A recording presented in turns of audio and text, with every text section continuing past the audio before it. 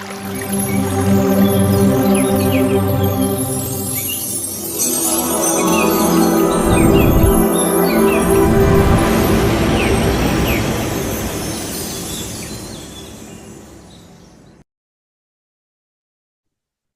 బంధువులందరికీ ఆత్మ ప్రణామాలు. మాతృదేవోభవ, పితృదేవోభవ, ఆచార్య దేవోభవ.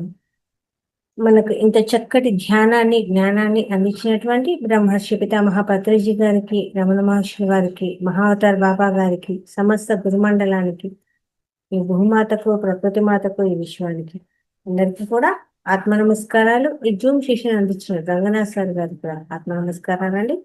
మహావతార్ ఫౌండేషన్ లో 365 రోజుల సెషన్ లో 176వ రోజు క్లాస్. అందరికీ స్వాగతం. అందరం కూడా రోజు మనకు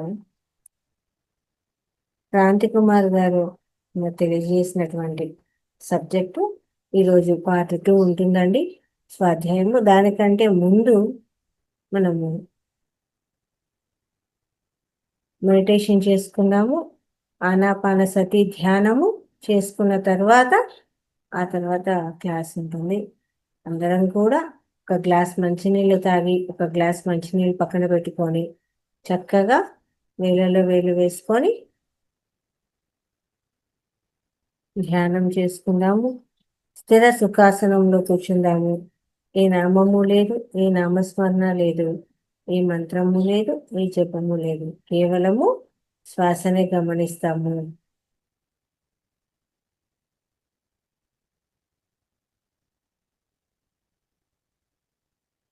శ్వాస మీద ధ్యాస.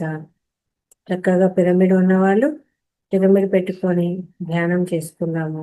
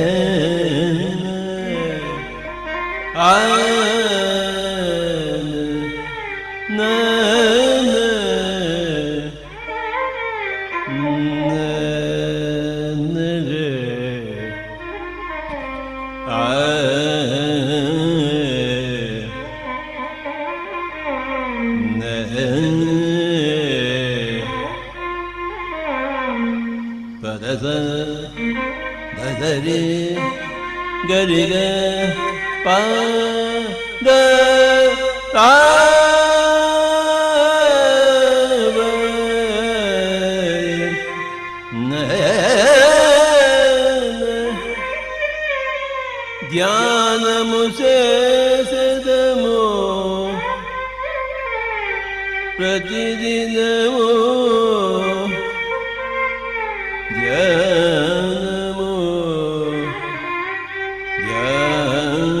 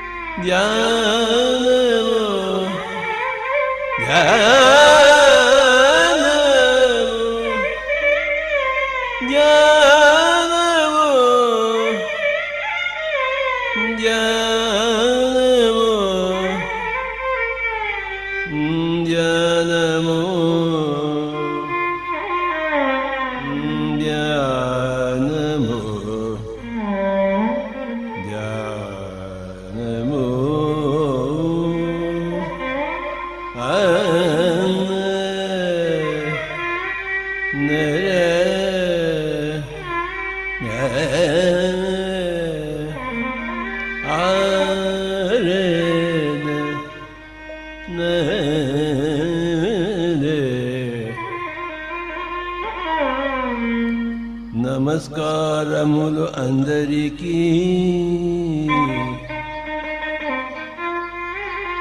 వందనములు అందరికీ సంగీతానికి వందనములు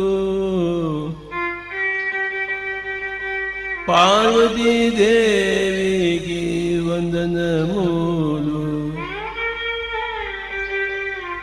సరస్వతీ దేవికి ప్రణామములు లక్ష్మీ దేవికి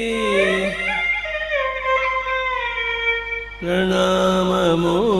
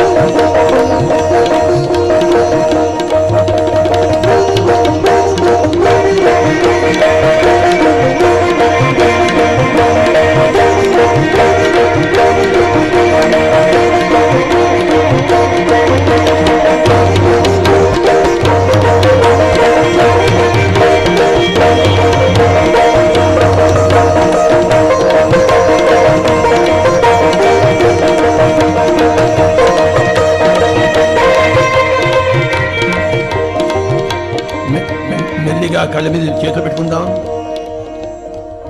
5 4 3 2 1 0. Slowly remove your hands and you will open your eyes.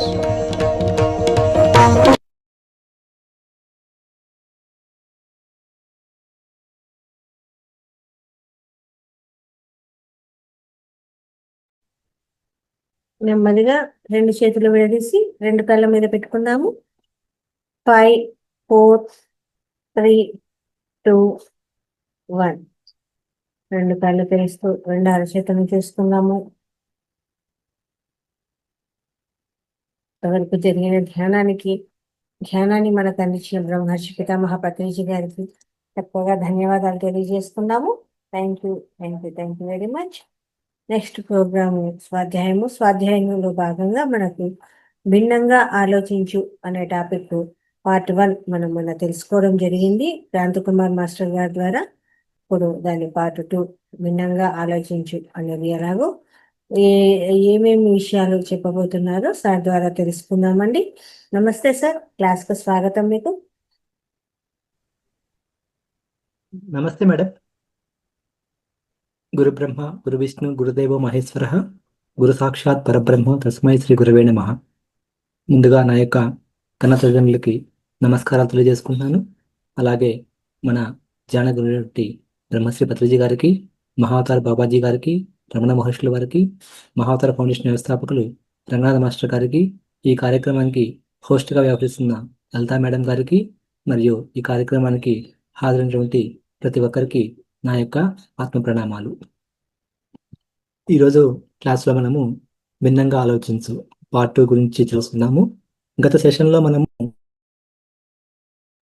సెషన్లో మనము ఇదే అంశం మీద బాధ దుఃఖం వచ్చినప్పుడు, ఆనందం ఆరోగ్యం ఉన్నప్పుడు, బంధాలు ప్రేమ స్వేచ్ఛ, ఈ అంశాల గురించి మన ఆలోచనలు ఎలా ఉండాలో తెలుసుకున్నాం కదా.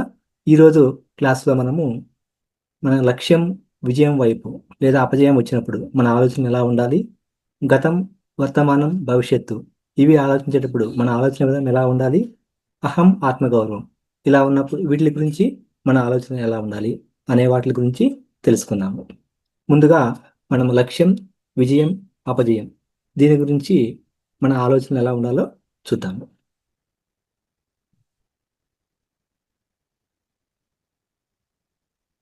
మనము జీవితంలో ప్రతి ఒక్కరము ఎన్నో సాధించాలని చెప్పి అనుకుంటూ ఉంటాము. కానీ అవన్నీ సాధించడానికి మన దగ్గర ఉన్న మన పరిస్థితులు కానీ, మన సమాజం కానీ, లేదా వ్యక్తుల వల్ల కానీ కొన్ని అడ్డంకాలన్నింటికి వచ్చి అవి మధ్యలో కూడా ఆగిపోవచ్చు. కానీ మనం నిశ్చితంగా గమనించినట్లయితే మన చేతిలో ఉండి కూడా కొన్ని మనము విషయాలను కానీ సాధన కానీ చేయకుండా పక్కన పెట్టడం వల్లే మనకు చేరాలనుకున్న లక్ష్యాన్ని చేరుకోలేమన్నమాట. అలా కాకుండా మన దగ్గర ఏమైతే ఉందో ఆ అడ్డంకులు కానీ తొలగించుకున్నట్లయితే మనం చేరాలనుకున్న లక్ష్యాన్ని ఈజీగా చేరుకోవచ్చు.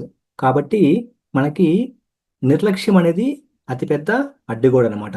మనలో నుండి అది తీసేంత వరకు, అంటే ఆ నిర్లక్ష్యాన్ని తీసేంత వరకు మన లక్ష్యం వైపు మనము వెళ్ళేందుకు అవరోధాలే వస్తుంటాయి, కానీ మన లక్ష్యాన్ని చేరుకునేదానికి మనకి సాఫీగా సాగదనమాట.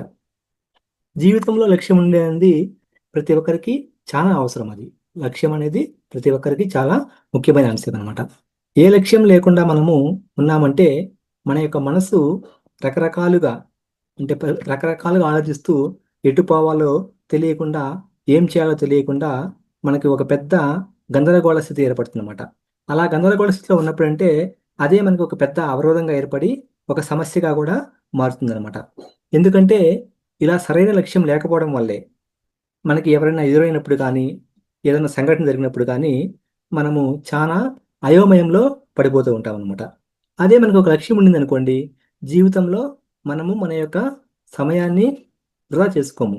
అలా వృధా చేసుకోకుండా మనం లక్ష్యం వైపు, మన గమ్యం వైపు ఎలా చేరాలి అని ఆలోచిస్తూ ఉంటాం అనమాట. అంటే అక్కడ మనము మన లక్ష్య సాధన కోసం మనము సమయాన్ని సద్వినియోగం చేసుకుంటాం అనమాట. అందుకే ప్రతి ఒక్కరికి ఒక లక్ష్యం అనేది జీవితంలో ఉండాలన్నమాట. లక్ష్యం లేనప్పుడు ఈ నిర్ణయం తీసుకునేది కష్టమవుతుంది అనమాట.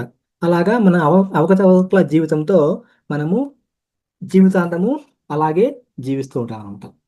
సో సరైన జీవితం అనేది మనకు ఏర్పడాలంటే దీని గురించి మనం తెలుసుకునేది అంటే మనకి ఖచ్చితంగా ఒక సరైన లక్ష్యం అనేది ఉండాలి అనమాట.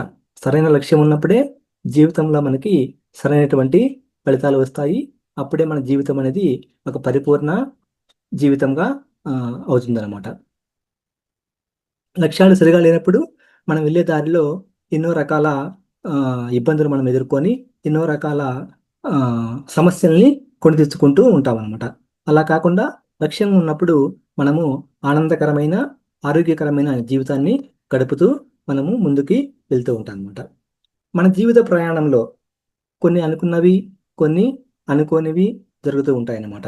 కానీ మనం ఒక లక్ష్యంతో వెళ్ళేటప్పుడు మనం అనుకోనివి జరిగినా కానీ మనము దాని గురించి చింతించకుండా తిరిగి మన లక్ష్య సాధన వైపు మన మనస్సుని నిమగ్నం చేసి మనం ముందుకి సాగుతూ ఉండొచ్చు అనమాట. మనం కొన్ని అనుకోనివి అవసరం లేనప్పుడు మన జీవితంలో సమయాన్ని వృధా చేయకుండా అవసరమైన వాటి గురించే ఆలోచిస్తూ అనవసరమైనటువంటి ఇబ్బందుల్ని మనం పక్కన పెట్టవచ్చు అనమాట. ఇలా చేసుకున్నప్పుడు మన జీవిత ప్రయాణము సాఫీగా సాగుతుంది. ముందుగా మనకి జీవితంలో విజయం అనేది కలగాలి అంటే మనలో ఉన్న అపజయం అనే భయాన్ని జయించాలి అనమాట. అంటే మనకి జస్ట్ కేవలము సాధించాలి అనే తపన ఉంటే సరిపోదు. వాటి కోసము మనము ఎంత ప్రయత్నం చేస్తున్నాము, ఆ ప్రయత్నాలన్నీ నిజంగా సక్రమంగా చేస్తున్నామా, కానీ కష్టాలు పడుతూ అన్ని పనులు చేస్తూ తడపడుతూ అడుగులు వేసామనుకోండి, మనం చేరాలనుకున్న లక్ష్యాన్ని మనము చేరుకోలేకపోవచ్చు. దీనికి ప్రధాన కారణం ఏంటంటే చేసే పనిలో నాకు ఫలితం వస్తుందో లేదో, అనుకున్న ఫలితం వస్తుందో లేదో అనేది ఒక అపజయం అనమాట. నువ్వు లక్ష్యాన్ని చేరుకోకముందే నీకు ఆ యొక్క అపజయం అనేది నీ మనసులోకి వచ్చి అది ఒక భయంగా మారిపోయేసి ఇక మనం చేరాలనుకున్న లక్ష్యాన్ని మనము చేరుకోలేమన్నమాట. ప్రయత్నిస్తున్నది మనము విజయం కోసమే, కానీ మన ఆలోచనలు ఎలాగుండాలి, ఈ అపజయం అనే ఆలోచనల నుంచి బయటకు వచ్చేసి కేవలం మనము లక్ష్య సాధన దిశగా మాత్రమే మన ఆలోచనలు ఉండేట్లు చూసుకున్నట్లయితే మనకి విజయము త్వరగా సిద్ధిస్తుంది. అది మనం ఇక్కడ తెలుసుకోవాలి. మరొకటి ఏంటంటే మనకి జీవితంలో లక్ష్యము ముఖ్యమా లేదా వ్యక్తులు ముఖ్యమా? ఇప్పుడు ప్రతి ఒక్కరికి లక్ష్యం ఉండాలని చెప్పాను, మరి వ్యక్తుల గురించి ఏంది? అలా అనుకున్నప్పుడు ఏది ముఖ్యం అంటారు మీరు? ఖచ్చితంగా ఎవరి లక్ష్యము వాళ్ళకే ముఖ్యం అనమాట. మనకి జీవితంలో ఎంతో మంది మనతో కలిసి ప్రయాణం చేస్తూ ఉంటారనమాట. కానీ మనం ప్రయాణిస్తున్న వ్యక్తుల్లో ఆ వ్యక్తికి సరైన లక్ష్యం లేదనుకోండి, అతని యొక్క ఆలోచనలు మనకు వచ్చి మనకి కూడా జీవితంలో ఒక సరైన లక్ష్యం లేని దిశగా సాగి మన జీవితం కూడా అస్తవ్యస్తంగా చేసుకునే అవకాశము ఎక్కువగా ఉంటుంది అనమాట. అలా జీవిత లక్ష్యం లేని వాళ్ళతో మనం ప్రయాణం చేస్తున్నప్పుడు వాళ్ళ సమయమే కాకుండా మన సమయం కూడా అనవసరంగా వృధా అయిపోతుంది అనమాట. సమయం వృధా కావడంతో పాటు అనవసరమైన ఆలోచనలు, అనవసరమైన మాటలు, వ్యర్థమైన ప్రేలాపనలు ఇలా వాళ్ళ నుంచి మనకి అంటుకునే అవకాశము ఎంతో ఉంటుంది అనమాట. కాబట్టి మనం మొహమాటం లేకుండా లక్ష్యం లేని వారితో మనం సమయాన్ని ఎంత తక్కువ అసలు గడపకుండా ఉంటే మంచిది. లేదు వాళ్ళు ఎదురుపడినప్పుడు ఎంత తక్కువ సమయం గడిపితే అంత మంచిది అనమాట. లేదంటే వాళ్ళకి వచ్చే నష్టం అయితే ఏమి ఉండదు. దానివల్ల మనమే ఎక్కువ నష్టం అనేది ఎక్కువ జరుగుతుంది అనమాట. మరి ఇలా లక్ష్యాన్ని కోసము విజయం కోసం ప్రయత్నిస్తున్నప్పుడు మనకి అవి సఫలం కావచ్చు లేదా విఫలం కావచ్చు. కానీ మనము దాని గురించి పట్టించుకోవాల్సిన అవసరం లేదు. ఇక్కడ మనకి ముఖ్యమైనది ఏంటంటే మన ప్రయత్న బలము ఎంత ఉంది. మన లక్ష్యం కోసము మన విజయం దిశగా సాగాలంటే మన ప్రయత్నం ఎంత అన్నదే మనకి ముఖ్యం అనమాట. మన ప్రయత్న బలం సరిగా ఉండి లక్ష్యము ఒకవేళ అందుకోలేకపోయినా వచ్చిన నష్టమేం లేదు. ఆ ప్రయత్నాన్ని మళ్ళీ కొనసాగిస్తే ఏదో ఒక రోజుకి మనం అనుకున్న లక్ష్యాన్ని మనము ఖచ్చితంగా చేరుకొని తీరుతామన్నమాట. దీనివల్ల ఇక్కడ మనం తెలుసుకోవాల్సిందంటే మన ప్రయత్నం చేసేటప్పుడు ఇటువంటి పరిస్థితుల్లో కూడా మనము ఆత్మన్యూనతా భావంకి గురి కాకుండా కేవలం మన దృష్టిని మన ప్రయత్నం మీద పెట్టినామంటే అది సఫలమయ్యేందుకే ఎక్కువ అవకాశం ఉంటుంది. పొరపాటున అది విఫలమైనా కానీ దాన్ని మనం మనసుకు తీసుకోకుండా తిరిగి మన సాధనని పెంచుకొని ప్రయత్నం చేసినప్పుడు మనకి ఖచ్చితంగా ఆ యొక్క లక్ష్యం అనేది మనకి సిద్ధిస్తుంది అనమాట. ఇలాగే మనం చెప్పుకున్నట్లు మనకి మన అంతిమ లక్ష్యము విజయం కాదనమాట. అలా అని చెప్పి మనం విజయం చేకూరినప్పుడు దాన్ని మనము ప్రాణాంతకంగా చేసుకోకూడదు. అయ్యో నేను ఇది చేద్దాం అనుకున్నానే, అది నేను చేరుకోలేకపోయానని చెప్పి మనం ప్రాణాల మీదకి తెచ్చుకోకూడదు అనమాట. మనం ఏంటంటే మనం చేరుకునేదానికి మన లక్ష్యాన్ని చేరుకునేదానికి మన దగ్గర ఉన్న అతిపెద్ద ఆస్తి ఏంటంటే మన ధైర్యంగా ఉండాలి. మనం ఎంత ధైర్యంగా మన యొక్క లక్ష్యం మీద దృష్టి పెడతామో అంత త్వరగా మనం నమ్మకంతో మన లక్ష్యాన్ని లేదా మన విజయాన్ని త్వరగా చేరుకోవచ్చు అనమాట.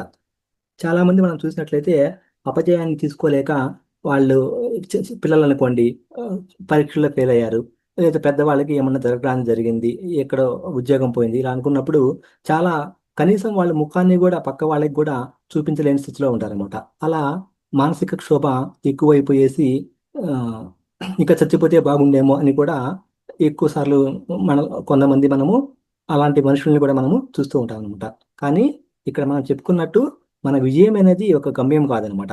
ఏదో ఒకటి సాధించాలి అనే లక్ష్యాన్ని మనం పెట్టుకొని దాని ప్రయత్నం చేయడమే మనకి అది పెద్ద గొప్ప విషయం అనమాట. దానిలో ప్రయత్నం సఫలమైతే మనం విజయం సిద్ధిస్తుంది. మనం ఒకవేళ ఫెయిల్ అయ్యామనుకోండి, తిరిగి మళ్ళీ ప్రయత్నించి ఆ ఫెయిల్యూర్ గురించి మనము ఒక కొత్త లెసన్స్ నేర్చుకొని జీవితంలో మనకి ఇంకా ముందుకు సాగుతాం అనమాట. మన విజయానికి అసలు రహస్యం ఏంటంటే మన మీద మనము ఎంత ఎక్కువగా దృష్టి పెట్టి దాని మీద ఆనందంగా పనిచేస్తున్నామా లేదా, ఇదే మన యొక్క విజయానికి చేరుకోవడానికి అతిపెద్ద రహస్యం అనమాట. మనము దృష్టి పాలన అంటే దృష్టి లేదా విజయం సాధించాలంటే ప్రతి నిమిషం కూడా మన దృష్టి దేని మీద ఉండాలంటే మనం చేసే పని మీదే ఉండాలన్నమాట. అంటే మన లక్ష్య సాధన వైపు మాత్రమే ఉండాలి. ఎంత ఎక్కువగా మనము మన లక్ష్యం మీద దృష్టి ఉంటే మన శక్తి మన సమయం అన్నమాట దానికోసము వెచ్చించి ఆ విజయం సాధించాలనుకున్న దాన్ని త్వరగా మనము చేరుకోగలుగుతాము. అంతేకాకుండా మనం సాధించాలనుకున్న విజయం కన్నా పెద్ద విజయం అంటే గొప్ప విజయాన్ని మనము సాధించవచ్చు అనమాట. అలాగే ఆనందంగా కూడా పనిచేయాలి. ఏదో మనం లక్ష్యం మీద చేరుకోవాలని ఒకటి మనసులో పెట్టేసుకొని నిరాశగా ఉంటే నీ లక్ష్య సాధనకి చేరుకోవడానికి చాలా టైం పట్టొచ్చు, లేదా నువ్వు అలా నిరాశగా ఉన్నప్పుడు అసలు ఆ లక్ష్య సాధన కూడా చేరుకోలేకపోవచ్చు. అదే మనము ఆనందంగా ఉన్నామనుకోండి, ఆనందంగా ఉంటే ఏమో జరుగుతుంది, మనం జీవితంలో ఏదైనా సాధించాలి అని చెప్పి ఇంకా మనకి పట్టుదల పెరుగుతుంది అనమాట. అందుకోసమే లక్ష్య సాధన వైపు చేరేటప్పుడు ఖచ్చితంగా మనము ఇలా ఒక ఆనందంగా మనం చేస్తున్న పని మీద శ్రద్ధ పెట్టి చేస్తామంటే మనం త్వరగా మన యొక్క లక్ష్యాన్ని మనం చేరుకొని త్వరగా మనకి విజయం అనేది లభిస్తుంది అనమాట. అలా అని చెప్పి విజయం అనేది మన యొక్క అంతిమ పరమావధి కాకూడదు అనమాట. ఆ విధానమే అంటే నువ్వు దానిలో నేర్చుకున్న విధానమే అది నీకు పనికి వస్తుంది. అదే నీతో చివరి వరకు ఉండేది అనమాట. జీవితంలో విజయం సాధించడం అనేది ముఖ్యమైన అంశమే, కానీ అంతకన్నా ముఖ్యంగా మన విధానం అనేది ఉండాలన్నమాట.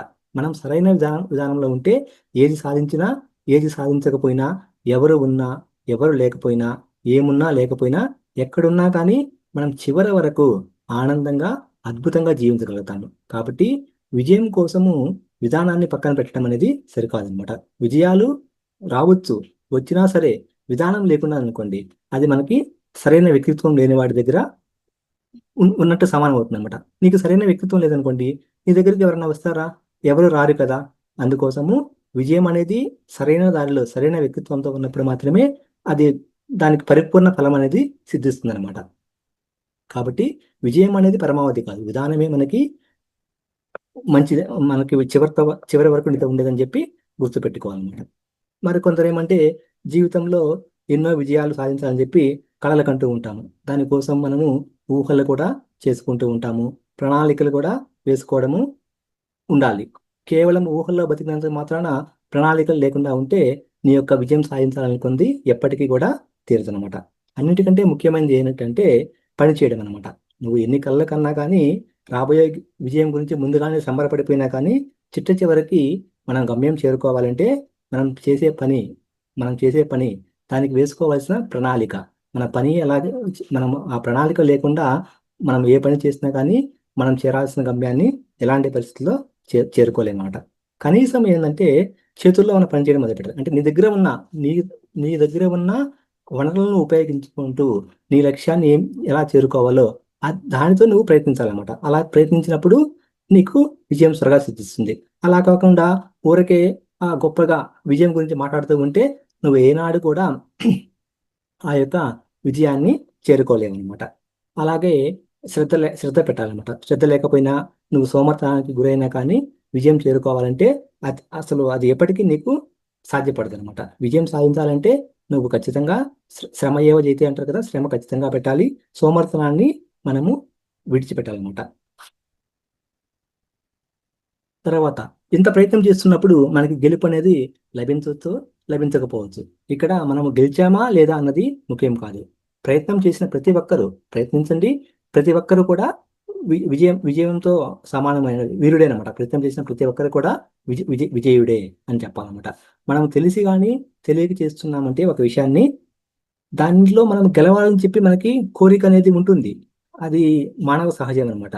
గెలిచినా పర్వాలేదు, కానీ ఓడిపోయినంత మాత్రాన ఇక్కడ నిరాశ అనేది పడకూడదు అనమాట. ఎవరు గెలిచామా ఎవరు ఓడామా అన్నది ఇక్కడ ముఖ్యం కాదు, మనము ప్రయత్నం చేశామా లేదా అన్నదే అతి ముఖ్యమైన విషయం అనమాట. ఎవరైనా సరే ఈ ప్రయత్నం చేశారంటే వాళ్ళు తమ మనసుని పక్కన పెట్టి, వాళ్ళల్లో చంచలత్వాన్ని పక్కన పెట్టి తమలో తాము పోరాటం చేసి తమను తాము గెలిచామని అర్థం అనమాట. కాబట్టి ఇక్కడ మనం ఇతరులతో పోలిక పెట్టుకోకుండా పోటీలో వాళ్ళు గెలిచారా లేదా అన్నది ముఖ్యం కాదు. ప్రయత్నం చేయడంలో ఆ ప్రయత్నంలో మనం సఫలమయ్యామా లేదా అన్నదే మనకి ముఖ్యం అనమాట. కాబట్టి ప్రయత్నం చేసిన ప్రతి ఒక్కరు కూడా వీరులే, వీరులతో సమానము. ప్రయత్నం చేసిన ప్రతి ఒక్కరు కూడా విజయులే. తర్వాత ఏది సాధించాలన్నా కానీ ముందుగా దానికి తగ్గ వ్యక్తిగా మనం మారాలన్నమాట. అప్పుడే మనకి సాధించాలనుకున్న లక్ష్యాన్ని త్వరగా చేరుకోగలుగుతాం అనమాట. ఇలాగ జీవితంలో ఇందాక చెప్పుకున్నట్టు మనము ఎన్నో సాధించాలి, ఏదో చేసేయాలని చెప్పి అనుకుంటూ ఉంటాం అనమాట. కానీ దానికి కావాల్సిన లక్షణాలు మన దగ్గర లేకపోతే మన జీవితంలో దాన్ని చేరుకోవడము అతి కష్టంగా ఉంటుంది. మన నడవడికలో కానీ ఏమైనా తేడా ఉన్నప్పుడు మనం చేరుకోవాల్సిందా చాలా ఇబ్బందులు ఎదుర్కోవాల్సి వస్తుంది అనమాట. ఇంకొకటి, ఓటమిని గురించి మనం ఎప్పుడు కూడా ఆలోచించకూడదు అనమాట.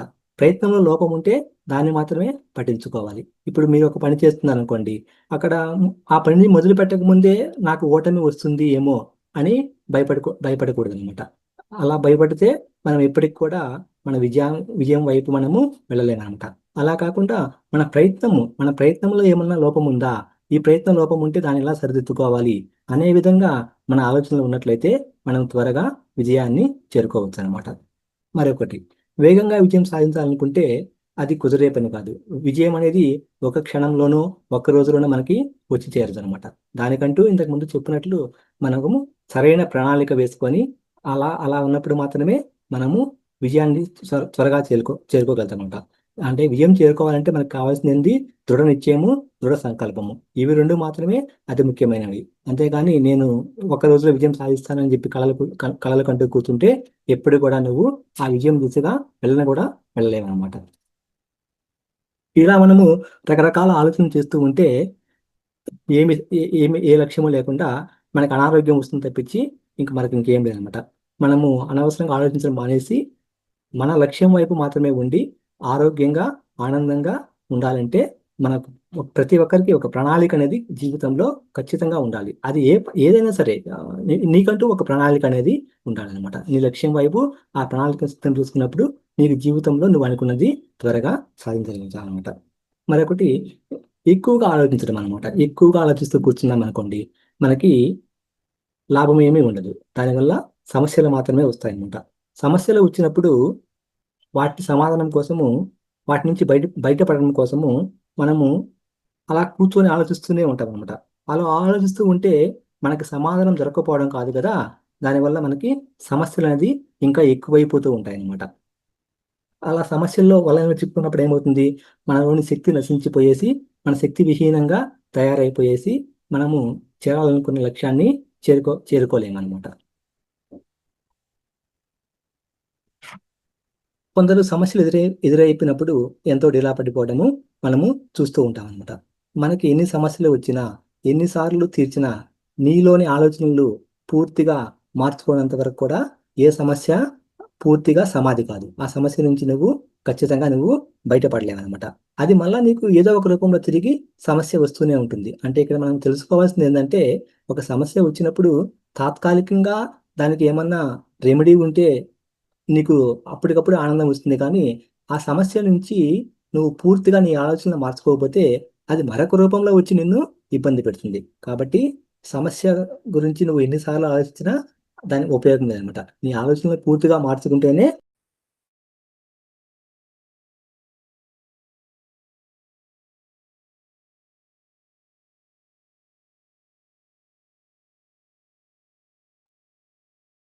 అసంతృప్తి అనేది చాలా మందిలో ఉంటుందన్నమాట. జీవితం అంతా సంతృప్తిగా జీవించాలని చెప్పి కోరిక అనేది ప్రతి ఒక్కరికి ఉంటుంది. కానీ మనకి తెలియకుండానే ఎన్నోసార్లు ఈ అసంతృప్తికి అనేది గురవుతూ ఉంటాం అనమాట. అనుకున్నవి ఎన్నో జీవితంలో ఎంతో వ్యయ ప్రయాసాలు కూడా కూడడం వల్ల మనము ఆ ప్రయత్నం అనేది చేయడం ఆపేస్తాం అనమాట. ఇలా ఎప్పుడు ఏదో ఒక అసంతృప్తితో ఉన్నామనుకోండి, దానికి లేనిపోని సమస్యల్ని మనమే కొని తెచ్చుకుంటూ ఉంటామట. ఇక్కడ మనం తెలుసుకోవాల్సింది ఏంటంటే, అసంతృప్తికి మూలం ఏంటంటే, మనము ప్రస్తుతం చేస్తున్న పని వదిలేసి మన భవిష్యత్తు గురించి ఎక్కువ ఆలోచించి దానికోసము ఎదురు చూస్తూ ఉంటాం అనమాట. అంటే ఇప్పుడు ఉన్న పని గురించి మర్చిపోయేసి భవిష్యత్తు ఏమవుతుందా, ఏం జరుగుతుందా అని చెప్పి దాని గురించి మనము ఎక్కువ ఆలోచన చేస్తున్న వల్ల మనకి అసంతృప్తి అనేది ఎక్కువ అవుతుంది అనమాట. మనము దీని గురించి బయటపడేందుకు ప్రయత్నించాలి. తర్వాత ఆడంబరాలు. ఆడంబరాలని మనం అవసరాలుగా అనుకోవడము ఒక తెలియని అజ్ఞానం అనమాట. జీవితంలో అవసరాలు అంటే కనీస అవసరాలు మాత్రమే. అంటే మనకు కనీస అవసరాలు అంటే ఏంది మనకు తెలిసిందే, తిండి, బట్ట, ఇల్లు, ఇలాంటివి మాత్రమే. కానీ మన చుట్టూ ఉన్న ప్రపంచాన్ని మనం గమనించినట్లయితే మరెన్నో వస్తువుల్ని, ఆభరణాలని మన చుట్టూ చేర్చుకొని మన కోరికల చిట్టాన్ని ఇట్లా పెంచుకుంటూ వెళ్ళిపోతూ ఉంటాం అనమాట. వాటి కోసం మనము పరితపిస్తూ ఉంటాం అనమాట. అవి దొరకనప్పుడు ఈ బాధ అనేది ఎక్కువైపోతుంది అనమాట. అప్పుడు మనం జీవితంలో ఏమవుతుంది, ఏదో కోల్పోయామే, కనీసం నాకు ఆ అవసరాలు తీరలేదే, ఎందుకు తీరలేదు అని చెప్పి వాటి గురించి ఆలోచిస్తూ బాధపడిపోతూ ఉంటాం అనమాట. అందుకోసము ఎలాంటి ఎలాంటి పరిస్థితుల్లో కూడా ఆడంబరాలను మనము అవసరాలుగా అనుకోకూడదు. అలా అనుకున్నామంటే అది ఒక తెలియని ఒక అజ్ఞానం మాత్రమే. మన అవసరాలు, కనీస అవసరాలు మనకి తీరితే చాలండి. అంతేగాని ఆడంబరాలకు పోయి దాని గురించి ఆలోచిస్తూ మన సమయాన్ని వృధా చేసుకోకూడదు. ఇలా లేని దానికోసము ఆశించడమే అతిపెద్ద నిరాశకు మూలం అనమాట. అవసరానికి మించిన ఆశ లేకపోతే మనకి నిరాశ అనేదే ఉండదన్నమాట. ఆశ అన్నది మన ఫ్యూచర్కి సంబంధించింది అనమాట. అంటే ఇప్పుడు మన వద్ద లేనిది మనం రావాలని కోరుకోవడము. ఆశ ఉండొచ్చు, కానీ ఒక్కసారి మనము పరిశీలన చేసుకోవాలి. ఏంటంటే మనం ఆశిస్తున్నది నిజంగా మనకి అంత అవసరమా అని. అలా అవసరం అనిపించినప్పుడు దాన్ని కోరుకోవడంలో తప్పులేదు. కానీ అది కేవలం ఒక ఆడంబరం కోసం అయితే అది ఖచ్చితంగా మనకి అంత అవసరం లేదనే మనము దాన్ని పక్కన పెట్టాలన్నమాట. అవసరానికి మించిన ధనం కావాలని, అవసరానికి మించి ఇతరులు మనల్ని ఎక్కువగా ప్రేమించాలనుకోవడము, అవసరానికి మించి ఇతరులు మనల్ని ఎక్కువగా గౌరవించాలనుకోవడము, ఇలా తెలిసి తెలియక ఏదేదో రకరకాలుగా ఆశిస్తూ ఉంటామన్నమాట. అలా అవసరానికి మించిన దానికోసం మనం వెంపర్ల పడ్డామంటే మనం తెలియకుండానే మన జీవితంలో నిరాశ అనేది ఎక్కువైపోతుంది అనమాట. ఎందుకంటే అవన్నీ మన చేతిలో లేనప్పుడు మనము వాటి గురించి ఆలోచించడము ఒక ఒక వ్యర్థం అనమాట. కాబట్టి అవసరానికి మించి మనకి లేకపోతే ఆ, దాని గురించి బాధపడొద్దండి. మన దగ్గర ఉన్న దాని గురించే ఆలోచించండి. ఏ సమస్య అయినా కానీ ఎక్కువ కాకూడదు అనుకుంటే మనం ఏం చేయాలంటే ఫస్ట్ ఆ సమస్య గురించి మనము ఎక్కువగా ఆలోచించకూడదు అనమాట. అంటే ఒక సమస్య వస్తుంది, ఆ సమస్య ఎక్కువైపోతుందంటే నువ్వేం చేయాలా, ముందు ఆ సమస్య గురించి ఆలోచించడమే మానేయాలి. అప్పుడే నీకు ఆ సమస్య నుంచి నువ్వు బయటపడతావు. అంతేగాని పదే పదే పదే పదే ఒకే సమస్యను మనము ఆలోచిస్తూ కూర్చుంటే ఏమవుతుంది, ఆ సమస్య ఎక్కువ అవుతుంది కానీ దానికి నీకు పరిష్కారము లభించదు కాక లభించదు. కాబట్టి మనం ఇక్కడ ఏం చేయాలంటే ఒక సమస్య వచ్చినప్పుడు పదే పదే ఆలోచించకుండా ఆ సమస్య నుంచి బయటపడాలంటే పూర్తిగా ఆ ఆలోచన నువ్వు మానేయాలన్నమాట. ఆ సమస్యని అసలు నీ మధ్యలోకే రానివ్వకూడదు అనమాట. ఏదైనా జరిగినప్పుడు ఆందోళన పడినాం అనుకోండి, దానివల్ల ఏమన్నా లాభం వస్తుందా? ఎలాంటి లాభము రాదనమాట. ఏదైనా జరిగినప్పుడు ఆందోళన పడకుండా ప్రశాంతంగా మనము ఆలోచన చేసుకోవాలన్నమాట. అలాంటప్పుడే మనకి ఆందోళనకు గురి కాకుండా, బాధకు గురి కాకుండా మనము మనశ్శాంతిగా ఆనందంగా జీవించగలుగుతాం అన్నమాట. కొందరు మనోవ్యాధి అంటే మనసుకు ఎప్పుడు వ్యధ వాళ్ళకి మనోవ్యాధి ఎప్పుడు ఉంటుంది అనమాట. అంటే మనసులో ఎప్పుడు ఏదో ఒక బాధతో ఉండడము, ఎప్పుడు లోపల ఏదో ఒకటి లేనిపోని చికాకులు తెచ్చుకొని బాధపడుతూ ఉంటారన్నమాట. మరి ఆ బాధ ఎక్కడి నుంచి వస్తుంది?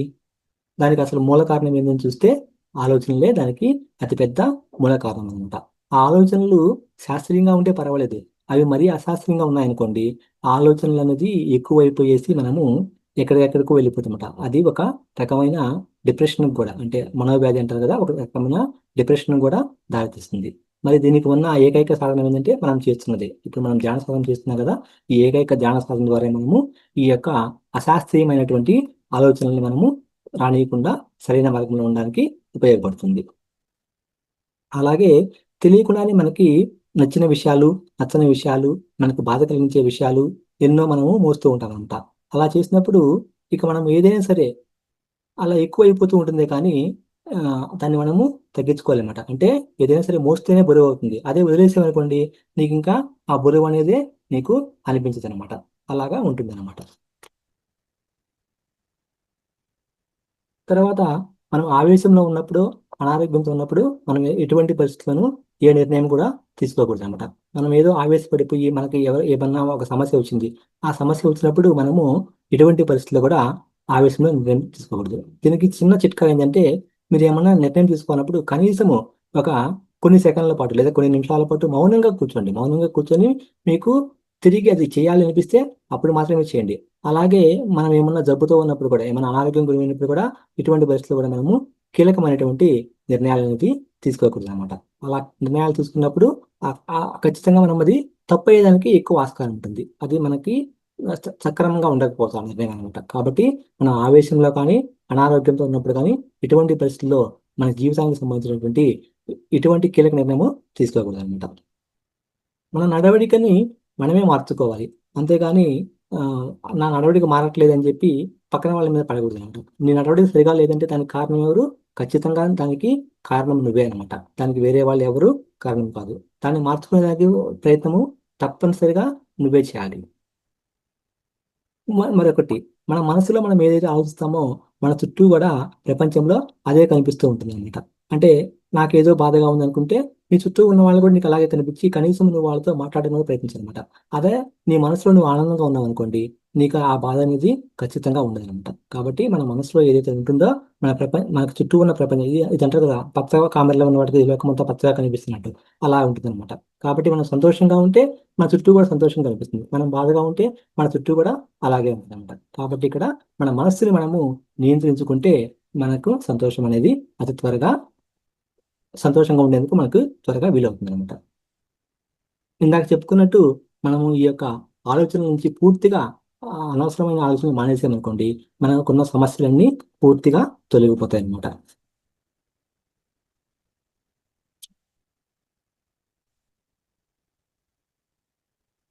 ఇప్పుడు అహంకారం గురించి తెలుసుకుందాం అనమాట. అహంకారం అంటే మనకి తెలిసిందే, ఎక్కువగా నేను ఇతరుల కంటే గొప్ప అని మనము అనుకుంటూ ఉంటాం అనమాట. ఇది అహంకారాన్ని ప్రతి ఒక్కరూ బయటికి చూపించాల్సిన అవసరం లేదనమాట. అహంకారము మనం చెప్పినా చెప్పకపోయినా ప్రతి ఒక్కరికి లోపల కొంత గొప్ప ఉంటుందన్నమాట. ఆ అహంకారం అనేది ఎక్కువైతే ఏమవుతుందంటే ఆ, ఇంకా నాకన్నే గొప్పవాడు లేడు, నాకన్నా విర్రవీగేవాడు లేడు అని చెప్పి అలా మన మనసు అలా వెళ్ళిపోయేసి ఖచ్చితంగా మనము ఆ, ఎక్కువ తప్పులు చేసి మనము జీవితాన్ని ఆనందంగా పెట్టుకోలేమంట. అలాగే అహంకారంతో పాటు ఆత్మన్యూనతా భావము ఆత్మన్యూనతా భావం కూడా ఉన్నప్పుడు అది కూడా మన జీవితంలో దుఃఖానికే కారణమవుతుంది. అలా ఆత్మన్యూనతా భావంతో ఉన్నప్పుడు కూడా మనం జీవితంలో సరిగా ప్రయాణించలేమంట. కాబట్టి అహంకారము ఉండకూడదు, అలా అని చెప్పి ఆత్మన్యూనతకి కూడా లోను కాకూడదు అనమాట. మరొకటి, నీ గురించి నువ్వు ఇట్లాగా ఎక్కువ చెప్పుకున్నావు అనుకోండి, అంటే నువ్వు ఇంకా ఏదో పక్క వాళ్ళ నుంచి ఆశిస్తున్నావు అని చెప్పి అర్థం అనమాట. కాబట్టి మన గురించి మనము అంత గొప్పలు చెప్పుకోవాల్సిన అవసరం లేదు. నువ్వు నిజంగా మంచిగా మంచిగా ఉన్నప్పుడు, మంచిగా చేస్తున్నప్పుడు పక్కన వాళ్ళు అది గుర్తిస్తారు. అంతేకాని నీ గురించి నువ్వు ఊరికే గొప్పలకి పోయి తిప్పలు తీసుకోవడము పక్కన పెట్టాలన్నమాట. అలాగే మనల్ని ఎవరు గౌరవించడం లేదు అని చెప్పి ఎప్పుడు మనము అలా చింతించకూడదు అనమాట. మనకి ఒకరి గౌరవం ఇవ్వాల్సినది. నువ్వు సరైన దారిలో నడుస్తున్నట్టు, నీ ఆలోచన విధానం సరిగా ఉన్నప్పుడు, నువ్వు ఎవరికి హాని చెందేంత వరకు నువ్వు ఇలాంటి అనవసరమైనటువంటి ప్రేలాపనలు నీకు అనవసరం అనమాట. కాబట్టి ఎప్పుడు మనము ఇలా ఏడుస్తూ ఉండకూడదు. మనల్ని ఎవరు పట్టించుకోవట్లేదు, మనల్ని ఎవరు గౌరవించలేదు అని చెప్పి ఇలా పట్టించుకోకుండా ఉంటే సరిపోతుంది అన్నమాట.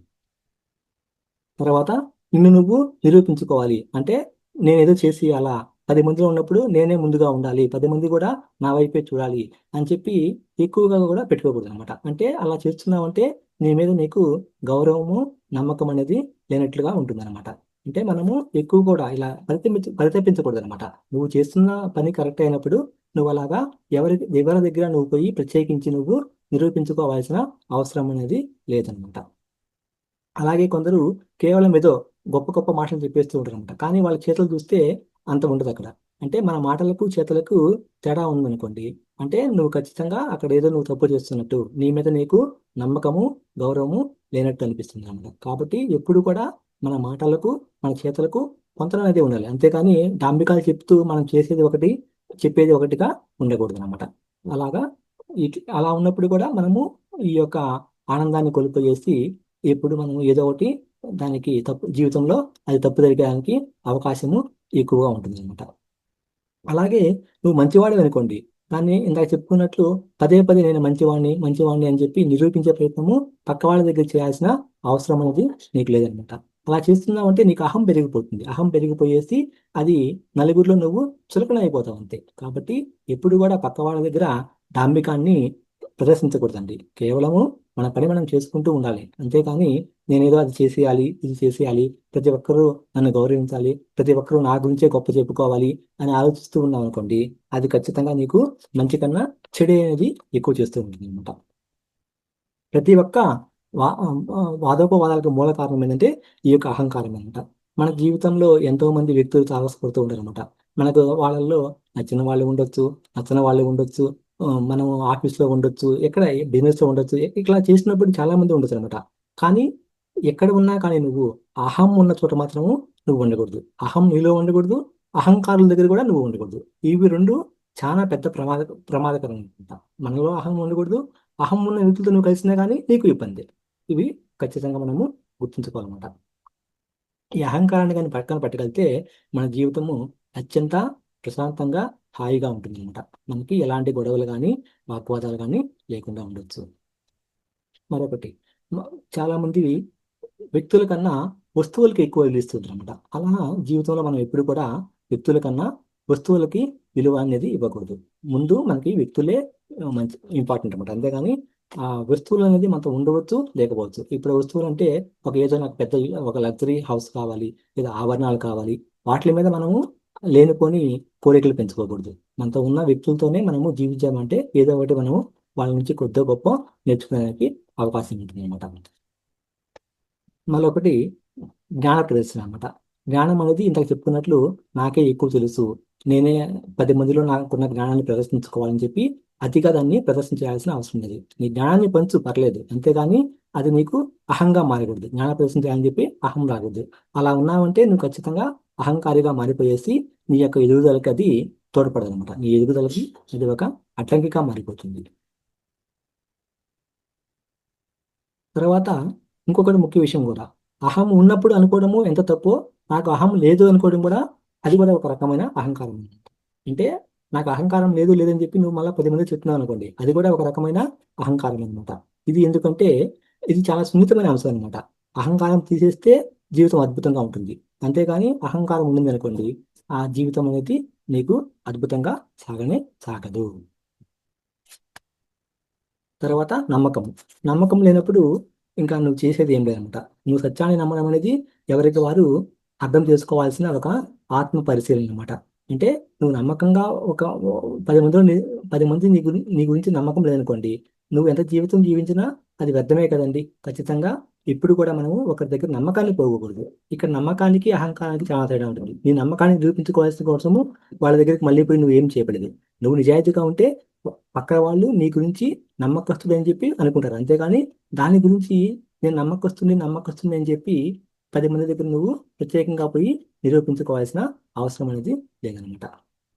అలాగే మన మీద మనకి నమ్మకం తగ్గిపోయింది అనుకోండి, అప్పుడు ఇతరులు కూడా నిజంగా మనల్ని నమ్మరు అనమాట. సో ముందుగా మనం చేయాల్సింది అంటే ఈ యొక్క సెల్ఫ్ కాన్ఫిడెన్స్ అనమాట. మన మీద మనకి నమ్మకం ఉండాలన్నమాట. మన మీద మనకి నమ్మకం ఉన్నప్పుడే మన ఆలోచనలు సరిగా ఉంటాయి. అప్పుడే మనం చేసే పనిలోనూ ప్రతి ఒక్క దాంట్లో మనము సంతోషంగా ఉండి ఈ జీవితంలో మనము ముందుకు వెళ్ళేదానికి అవకాశము ఉంటుంది అనమాట.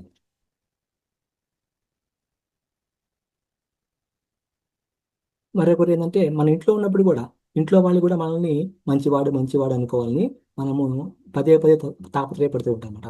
ఇంట్లో వాళ్ళ దగ్గర కూడా నువ్వు అలా ప్రవర్తిస్తున్నావంటే అది నీకు సరైన ఆలోచన విధానము కాదనమాట. ఇంట్లో ఉన్నప్పుడు కూడా నువ్వు అలా ప్రవర్తిస్తున్నావంటే ఖచ్చితంగా నీలో అది ఏదో ఒక మానసికమైన లోపం అనమాట. నువ్వు ఇంట్లో ఉన్నప్పుడు కూడా ఇప్పుడు మీరున్నారు, మీరు ఇంట్లో వాళ్ళతో మీరు ఊరికే నమ్మకస్తుడు ముద్ర వేసుకోవాలని మీరు అవసరం లేదు కదండి. అలా ఉండకూడదు. నువ్వు ఇంట్లో వాళ్ళతో ఉన్నప్పుడు అలా ఉన్నావంటే ఇక బయట వాళ్ళతో ఎలా ఉంటావో కూడా నువ్వు ఒకసారి చెక్ చేసుకోవాలన్నమాట.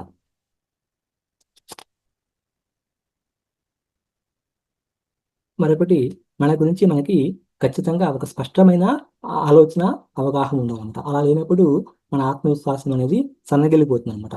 ఆత్మవిశ్వాసం సన్నగిల్లిపోయినప్పుడు ఏమవుతుంది, మనం జీవితంలో సరైనటువంటి నిర్ణయాలు తీసుకోలేక మన జీవితంలో ఎదుగుదల ఆగిపోతుంది. కాబట్టి ప్రతి ఒక్కరికి మన స్పష్టమైన ఆలోచన ఉండాలి. స్పష్టమైన ఆలోచన విధానం అనేది ఖచ్చితంగా ఉండాలన్నమాట.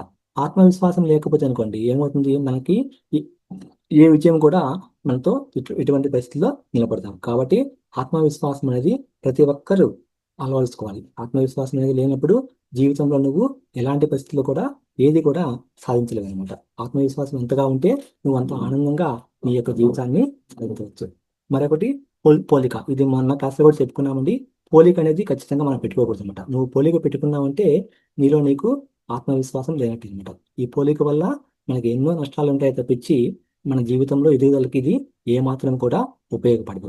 పోలికని ఎటువంటి పరిస్థితులు అంటే పోలిక అంటే మనం ఇతరులతో పోల్చుకోవాలన్నమాట. అది మనం దగ్గరికి రానివ్వకూడదు అనమాట. తర్వాత లోపాలు. ఈ లోపాలు ఉన్నంత మాత్రాన ఎవరిని కూడా మనము తక్కువ చేసి చూడకూడదు. పక్క వాళ్ళ లోపాలు ఉండవచ్చు, అది అది వాళ్ళు ఇష్టం అది. అంతేగాని పక్క వాడి లోపాలు ఉన్నాయని చెప్పి నువ్వు దాన్ని తప్పుగా చూసావంటే అది కూడా నీ జీవిత యొక్క ఎదుగుదలకి ఒక అవరోధంగా మారుతుంది. అలాంటి ఆలోచన మీకు ఉన్నట్లయితే ఖచ్చితంగా మనం దాన్ని సరిదిద్దుకోవాల్సిన అవసరం అనేది ఎంతైనా ఉందన్నమాట. మనం వేసే ప్రతి అడుగు మనము ఖచ్చితమైన ఆత్మవిశ్వాసంతో వేసినప్పుడు అది మనకి ఎంతో ఆనందాన్ని ఇస్తుందని చెప్పి మనము గ్రహించాలి. ఎందుకంటే మనం జీవితంలో ఎన్నో రకాల నిర్ణయాలు తీసుకుంటూ ఉంటాము. ఎన్నో రకాల లక్ష్యం కోసం కృషి చేస్తుంటాం. ప్రతి అడుగులోనూ మనం వేసే అడుగులోనూ మన యొక్క ఈ ఆత్మవిశ్వాసం అనేది సన్నగిల్లకుండా మనం ముందుకు సాగినప్పుడే మన జీవితంలో ఆనందంగా ఉండేందుకు అవకాశం ఉంటుంది. ఆత్మవిశ్వాసం అన్న చోట అసూయక అనేది తావైనది ఉండకూడదు అనమాట. అసూయ కూడా మన దగ్గరికి ఇలాంటి పరిస్థితుల్లో కూడా రాకూడదు అనమాట. ఆత్మవిశ్వాసం పెరగాలంటే మనకు కావాల్సింది ఆత్మశక్తి. ఆత్మశక్తి కావాలంటే మనకి చేయాల్సింది ఏంటంటే ప్రతిరోజు ఖచ్చితంగా మనము ఈ యొక్క ధ్యాన సాధన చేసేదంటే ఈ ఆత్మవిశ్వాసం లేని లోటు మనకి పూడ్చుకోవచ్చు అంట. కాబట్టి ఇక్కడ చెప్పొచ్చేది ఏంటంటే ఆత్మవిశ్వాసం మెండుగా ఉండాలంటే ధ్యానం అనేది కూడా ఒక రకంగా ఉపయోగపడుతుంది అంట. ధ్యాన సాధన చేసే వాళ్ళకి ప్రతి ఒక్కరికి కూడా ఈ ఆత్మవిశ్వాసం పెరిగి సంతోషంగా జీవించవచ్చు అనమాట. ఇంతటితో ఈరోజు ఇక్కడ ఆపుదామండి. తిరిగి రేపు కొన్ని విషయాలు తెలుసుకుందాము, కొన్ని అంశాల మీద. నాకు ఈ అవకాశం ఇచ్చినటువంటి లలిత మేడం గారికి, రంగనాథ మాస్టర్ గారికి కృతజ్ఞతలు. Thank you madam.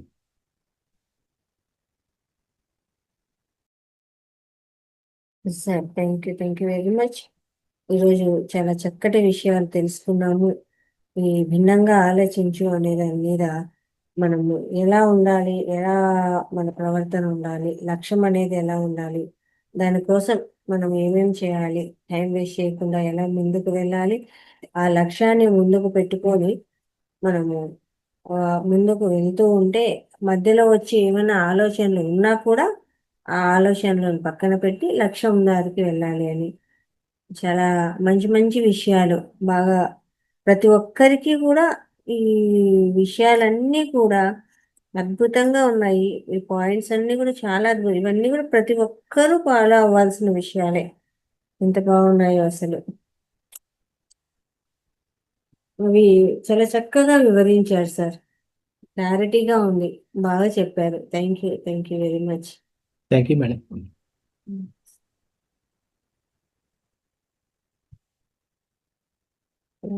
సుభాష్ని గారు అన్మ్యూట్ చేసుకుంది.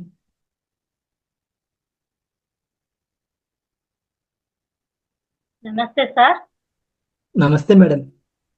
చాలా బాగా చెప్పారు సార్. పాయింట్ టు పాయింట్ చాలా చక్కగా క్లారిటీగా ఉంది. అంటే మన లైఫ్ లో ఇది నిజంగా జరిగేటివి ప్లస్ మనం చేంజ్ చేసుకోవాల్సిన పాయింట్స్ అన్నమాట ఇవన్నీను. అయితే వీటన్నిటిలో నాకు బాగా నచ్చింది ఏంటంటే సమస్య వచ్చినప్పుడు మనం ఆవేశంతో తీసుకునే ఆలోచనలు ఉంటాయి కదా, అవి చాలా కరెక్ట్. ఆ పాయింట్ చాలా బాగా నచ్చింది సార్. మెయిన్ పిల్లల్లో బాగా చూస్తుంటాం ఇది. ఆ టీనేజ్ పిల్లల్లో వాళ్ళకి కనీసం చెప్తే ఎలాంటి సమస్య అయినా సరే మనం ఫైనాన్షియల్ గా కానీ కాలేజ్ లో కానీ ఏమైనా ఇబ్బందులు కానీ ఏదైనా మనం తీర్చగలుగుతాము. కానీ పిల్లలు కొంతమంది మన దాకా తేకుండా వాళ్ళలో వాళ్ళే సమస్య పడుతూ సూసైడ్ దాకా వెళ్ళిపోయే అట్లాంటివి కూడా చేస్తుంటారు. అది అందరికీ తెలియాల్సింది ఏంటంటే ఎలాంటి సమస్య అయినా సరే మనం పరిష్కరించుకోగలుగుతామని చెప్పి వాళ్ళు ఆలోచించి ఉంటే చాలా బాగుంటుందని పాయింట్ బాగా నచ్చింది సార్. మనం ఇంకోటి మంచి అహంకారం ఉండకూడదు అనేది కూడా చాలా అది కరెక్ట్ సార్. ఇది ఒకటి. మళ్ళీ ఎదుటి వాళ్ళలో లోపాలు కూడా మనం పాయింట్అవుట్ చేయకూడదు, వాళ్ళకి అనుగుణంగా మనము మాట్లాడాలి. అదొకటి బాగా నచ్చింది సార్ పాయింట్. లోపాలు ఉన్నాయని వాళ్ళని పక్కన పెట్టకూడదు అన్నారు. ఇది కూడా బాగా అనిపించింది. ఎందుకంటే అబ్బా వాళ్ళ జోలికి ఎందుకు పోవాలి, వాళ్ళతో ఎందుకులే అని ఒకటి అనుకొని మనం దూరంగా ఉంటాము. అది మన యొక్క ఎదుగుదల ఆగిపోతుంది మేడం. అలా లోపాలను చూపించినప్పుడు ఏమవుతుందంటే అది మన ఎదుగుదలకి ఒక అవరోధంగా మారుతుంది. మనం అలా ఎప్పుడు కూడా ఆలోచించకూడదు. అది అహంకారం కూడా మనలో పెంచేందుకు ఎక్కువగా ఉంటుంది మేడం. అలా మనం పదే పదే లోపాలని చూపెడుతున్నామంటే అది మనకు ఒక లోపంగా అనుకోవాలి దాన్ని.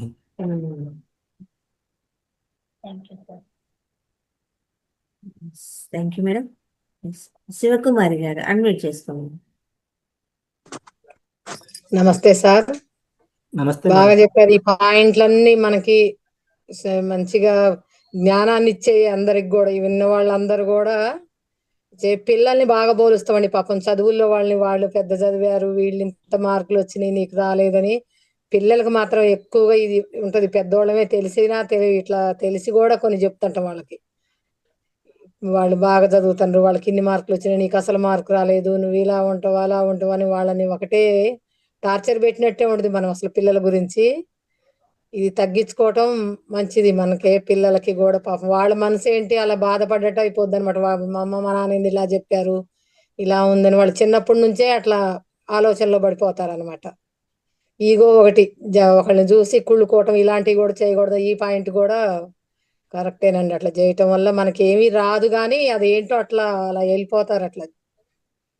దానివల్ల ఉపయోగం ఏమీ లేదు. మనం ఒకళ్ళ గురించి ఆలోచించి మాట్లాడినా కూడా ఉపయోగం లేకపోయినా అదే వస్తుంది. ముందు లేచిన కానుంచి 24 గంటలు ఏదో ఒక ఆలోచన పెట్టుకొని వాళ్ళనంటాం వీళ్ళంటాం, ఇవన్నీ కరెక్ట్ కాదు. కరెక్ట్ పాయింట్లు చెప్పారు మంచిగా. Thank you sir. Thank you. Thank you madam. Masters ఇంకా ఎవరైనా మాట్లాడతారా? హ్యాండ్ రైజ్ చేసి సుభాష్ని గారు అన్మ్యూట్ చేసుకోండి. నమస్తే సార్. నమస్తే మేడం. చాలా బాగా చెప్పారు సార్. క్లారిటీ పాయింట్ బాగా అర్థమైంది. అదే సార్, మనం ఈగోగా ఫీల్ అవ్వకూడదు అనేది, ముందు మనల్ని మనం గట్టిగా ఉంచుకోవాలి అనేది చాలా చక్కగా చెప్పారు. నేను చెప్తుంటే ఒక స్టోరీ గుర్తొచ్చింది సార్ నాకు. ఏంది మేడం? మాకు చెప్పండి. ఏం లేదు సార్, ఒక ఆయన ఒక చెట్టు కిందకి వెళ్ళి అది బాగా మనం కోరుకున్నది ఇస్తుంది అనేది ఆ చెట్టు కింద ఉంది అనుకుంటే ఏదైనా జరుగుతుంది అనుకోని వెళ్తాడంటే పక్కన వాళ్ళంతా చెప్తే అక్కడికి వెళ్ళి కూర్చొని ఏది కోరుకుంటే అది ఇస్తుంది కదా ఈ చెట్టు, నాకు బాగా ఆకలిగా ఉంది, అన్నం అన్నం పంపిస్తే బాగుంటుంది అనుకుంటాడంట. అనుకోగానే అన్నము అన్ని వచ్చేస్తాయంట. చక్కగా తిని హాయిగా ఉంటాడు.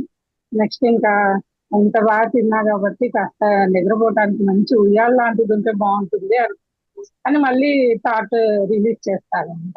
చేయగానే మళ్ళీ ఆ ఊడలు అవన్నీ వచ్చేసి చెట్టులాగా ఉయ్యాల లాగా అవుతుందంట. ఆ ఉయ్యాల్లో కాసేపు అలా పడుకొని నిద్రించి అన్ని నేను అనుకున్నట్టు జరుగుతుంది, ఈ చెట్టు అన్ని ఇస్తుంది, ఒకవేళ ఈ చుట్టుపక్కల ఏమన్నా పులి ఏమన్నా ఉండేమో అని మళ్ళీ ఆ థాట్ రిలీజ్ చేసుకుంటాడంట. అనగానే ఒక పులి ఎదురుగా కనిపిస్తుందంట. కనిపించగానే ఆ పులిని చూసి అదేంటి కదలట్లేదంట పులి. అమ్మో ఈ పులి ఏం కదలట్లేదు, ఒకవేళ నన్ను మింగేస్తుందేమో అనుకుంటుందంట. అనుకోగానే పులి మింగేస్తుందంట.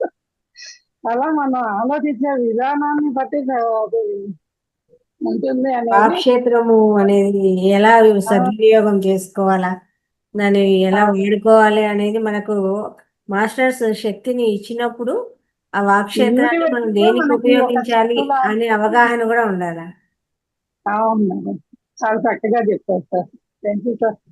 నాకు ఆ స్టోరీనే గుర్తొస్తుంది సార్ మీరు చెప్తుంటే. ఇంకా నిజమే కదా, అలా ఆలోచించే కొద్దీ మనం ఇంకొంచెం లోపలికి పడిపోవడమే తప్ప పైకి వచ్చేది ఉండదు. పిల్లల సంగతి కూడా చాలా చక్కగా చెప్పారు సార్.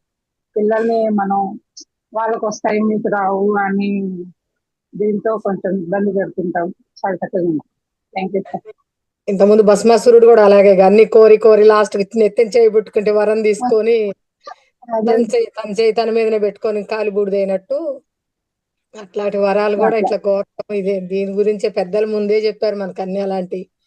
కాకపోతే మనం నిర్లక్ష్యంగా ఇన్ని రోజులు పట్టించుకోకుండా మళ్ళీ దాంట్లోనే పడిపోతున్నాం కదా మేడం. పడిపోతున్నాం అంతే. అవును, ఇలాంటివి మనం రోజు వింటుంటేనే ఒక్కొక్క స్టెప్ అన్న ఎక్కగలుగుతాను, కానీ క్లాసులు వినలేకపోయినా కూడా ఇంకా మనకి డౌన్ ఒక్కొక్క రోజు కింద పడినట్టే ఉంటుంది. మనం ఇప్పుడు బావిలో ఉన్నాం, పైకి ఎక్కడానికి కొద్దిగా ఎక్కినా మళ్ళీ అందులోకే పడిపోతున్నాం అన్నమాట, పైకి రాలేకుండా. అట్లుంది మన పరిస్థితి. సాధన పెంచుకోండి, ఎక్కువ సాధన మీద దృష్టి పెట్టండి. స్వాధ్యాయం పుస్తకాలు ఎన్నో పంపిస్తూ ఉంటాం కదా, స్వాధ్యాయము, సజ్జన సాంగత్యం. మనం డల్ అయిపోయినాము అంటే సజ్జన సాంగత్యం అంటే మంచి వాళ్ళతో మనము మంచి మాటలే, అంటే ఎనర్జీ ఇచ్చే మాటలే మాట్లాడతాం. ఎప్పుడైతే అట్లా మనం మాట్లాడడం జరుగుతుందో మనకు ఎప్పుడన్నా అట్లా భావన వచ్చినప్పుడు అది బయటికి వెళ్ళిపోతుంది. లేదు సజ్జన సాంగత్యం వినడం కానీ సజ్జన సాంగత్యంలో ఉండడం కానీ చేస్తే మనకు ఎప్పుడన్నా మన స్థితి లోపలికి మూలాధారంలోకి పడిపోయింది అన్నప్పుడు, మన స్థితి బాగలేదు అన్నప్పుడు దాని నుంచి మనము బయటపడగలుగుతాం, అక్కడే ఉండం. అయితే అక్కడే ఉండకుండా చేసే ప్రయత్నం అయితే చేయాలి. పుస్తకాలు ఖచ్చితంగా స్వాధ్యాయం చేయాల. పుస్తక స్వాధ్యాయం, వీడియోస్ వినడము, రాసుకోవడము, పాయింట్ టు పాయింట్ రాసుకోవడము, ఇవన్నీ కూడా ఫాలో అవ్వాలి.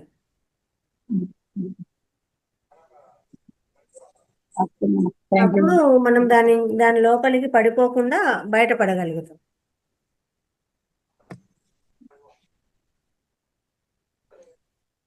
ఎస్ జానకి గారు మాట్లాడండి. మేడం ఎస్ నమస్తే. నమస్తే సార్, చాలా బాగా చెప్తున్నారు సార్ క్రాంతి కుమార్ సార్. అసలు భిన్నంగా ఆలోచించడం అసలు ఎలా, అసలు ఒక్కొక్క వాక్యం ఏంటంటే అసలు ఒక 1000 రూపీస్ ఇవ్వచ్చు. అసలు ఏమన్నా చెప్తున్నారా, మీరు అలా ఆలోచిస్తారు, మీరు ఇలా ఆలోచిస్తారు, మీ లైఫ్ ఏంటి, మీరు వేరే వాళ్ళ కోసం బతుకుతున్నారా? కాదు, మీకోసం మీరు బతుకుతున్నారు. నేను 2-3 టైమ్స్ చూసిన సార్ నిన్న మీరు పెట్టిన వీడియో అయితే. అసలు ఒక్కొక్క సెంటెన్స్ ఎంత ఇన్స్పిరేషన్ అనిపిస్తుందో లైఫ్ గురించి. చాలా బాగుంది సార్. ఆధార్ ఎవరు సార్ ఈ బుక్? ఇది ప్రకృతి ఉమా మహేష్ మేడం. ఈ బుక్ కనిపిస్తుందా మీకు? కనిపిస్తుంది, బ్లూ కలర్.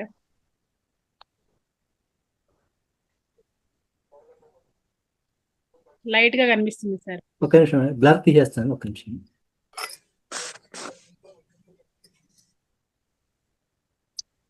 సార్ క్లారిటీగా కనిపించట్లేదు సార్ పేరు. ఇప్పుడు చూడండి మేడం. కనిపిస్తుంది. ప్రకృతి కొంచెం ఉమామహేశ్వరి. రైట్ సైడ్ ప్రకృతి ఉమా మహేష్ మహేశ్వరి. ఓకే ఈ బుక్. ఇది నేను యాక్చువల్గా మొన్న ఈ మధ్య బెంగళూరులో ఇది పిరమిడ్ సెంటర్ ఉంది మేడం, అక్కడికి వెళ్ళాము. అక్కడ ఒక 1 month బ్యాక్ అనుకుంటాను. అక్కడ కొనుక్కున్నాను మేడం ఈ బుక్ని. అక్కడ కొనుక్కున్నప్పుడు చదివాను, ఫస్ట్ 2-3 సార్లు చదివాను బుక్ని. సరే అని చెప్పి ఎలాగైనా చెప్పాలని చెప్పి క్లాస్లో మేడం గారిని అడిగాను. నాకు బాగా అనిపించింది. ఇది యాక్చువల్గా ఇది చాలా పెద్ద బుక్ మేడం, దీంట్లో చాలా పెద్ద బుక్ ఉంది. నేను కట్ చేసి కొన్ని పాయింట్లు నోట్ చేసుకుని చెప్పాను మేడం. ఇది చాలా పెద్ద బుక్, ఇంచుమించు 180 pages ఉన్నాయి మేడం ఈ బుక్లో. నేను దాంట్లో కొంచెం మాత్రం తీసుకొని చెప్తున్నాను. చాలా బాగుంటుంది మేడం ఈ బుక్, చాలా బాగుంది. బాగుంది సార్, చాలా బాగుంది. అసలు క్లాస్ ఇన్స్పిరేషన్ ఉంది. చాలా మంది డీలా పడిపోతారు కదా, మనుషులు చనిపోగానే నాకు లైఫ్ లేదు, కాదు నీకోసమే నువ్వు ఉన్నావు, అంతవరకే ఆలోచించు అని. అసలు చాలా ఎక్స్ప్లెనేషన్ బాగుంది. Nice sir, thank you very much for your great information. Thank you madam. Okay sir. మన లక్ష్యం ఏదన్నా సాధించాలి అనుకుంటే దానికి తగిన విధి విధానాలు ఫాలో అవుతుండాలి. లక్ష్యం అయిపోయినా విధానాలు అయితే ఆపకూడదు, దాన్ని అట్లే కొనసాగించాలి. అలాగే మనం లక్ష్యాన్ని చేరుకోకపోయినా కూడా మనము ప్రయత్నం అయితే మానలేదు కదా, ప్రయత్నం చేశాం కాబట్టి వీరులమే అవుతాము. అక్కడ ప్రయత్న లోపం లేదు. ఒకవేళ అది రాకపోయినా కూడా మనం గొప్ప వాళ్ళమే అనేది కూడా, అంటే ఎక్కడా నిరుత్సాహం అనేది పడకూడదు. సాధించేది ఉన్నా కూడా అనే పాయింట్స్ చాలా బాగున్నాయి సార్. ఒకవేళ మన పని మనం చేసుకుంటూ పోయినా కూడా మనకి ఏదన్నా అది అవ్వలేదు అంటే అక్కడే ఆగిపోకుండా ముందుకెళ్ళాలా అని పాయింట్స్ అద్భుతంగా ఉన్నాయి. ఇంకా మాస్టర్స్ ఎవరైనా మాట్లాడతారా?